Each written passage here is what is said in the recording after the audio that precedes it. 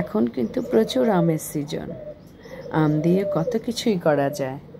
একটা আপু দেখলাম আম দিয়ে কেক বানিয়েছে। উনি পিঠা হিসাবে বলেছে, আমি কেক হিসেবে ধরেছি। তো হ্যালো ভিউয়ার্স, আসসালামু আলাইকুম। আজ আমি আপনাদের সাথে নিয়ে বানাবো আমের কেক রেসিপি। তো চলুন, প্রথমত আমি দুটো আমকে একদম চিপে রসটা বের করে নিয়েছি। তারপর এখানে দুটো আম দিয়েছি এখানে। তারপর দিয়েছি আমি 2 কাপ ভিজা চালের গুঁড়ো দিয়েছি। আমি এখানে টেস্টের জন্য 2 টেবিল চামচ গুঁড়ো দুধ, চিনি দিয়েছি পরিমাণ মতো, বেকিং পাউডার দিয়েছি 1 টিস্পুন, লবণ দিয়েছি স্বাদের জন্য পরিমাণ মতো। তো দেখতে পাচ্ছেন আমি আম দুধ সবগুলোকে ভালো করে বিট করে নিচ্ছি। এখানে যেহেতু আমার আমের রসটা একটু কম পড়েছে, আমার কাছে বুঝতে পেরেছি, তো আমি এখানে তরল দুধ দিয়েছিলাম প্রায় হাফ কাপের মতো, হাফ কাপের চেয়ে একটু কম। দেখতে পাচ্ছেন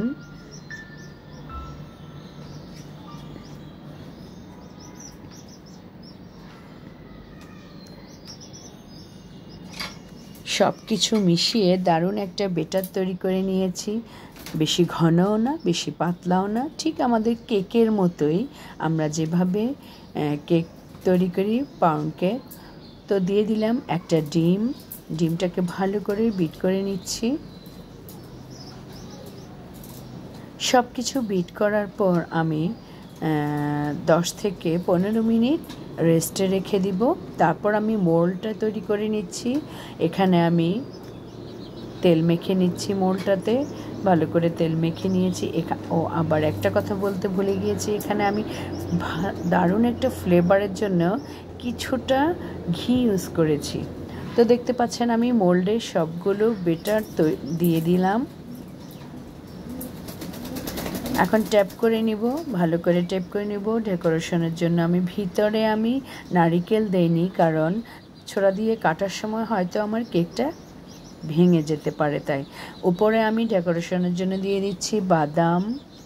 তারপরে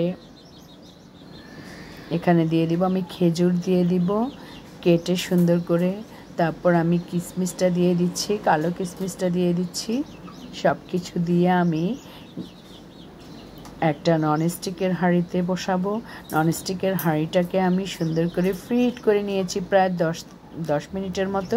এখন আমি হাঁড়িতে দিয়ে দিচ্ছি। দেখতে পাচ্ছেন একটা স্ট্যান্ড বসিয়ে তার উপরে এটাকে বসিয়েছি। আমি পানি দিয়েছি, ভাপের উপর যেহেতু আমি তৈরি করব সেহেতু আমি পানি দিয়ে দিয়েছি। দেখতে পাচ্ছেন এই যে আমার কেকটা প্রায় হয়ে গেছে।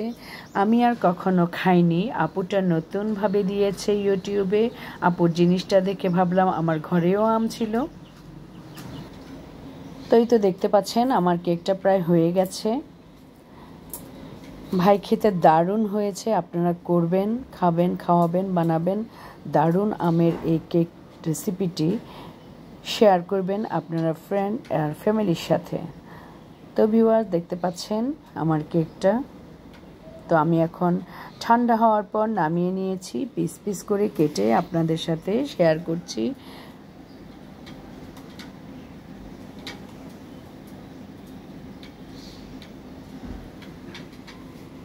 খেতে অসাধারণ হয়েছে।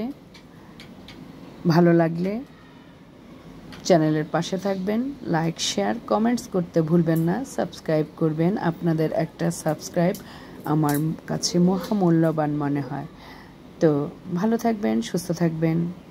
আল্লাহ হাফেজ, আসসালামু আলাইকুম।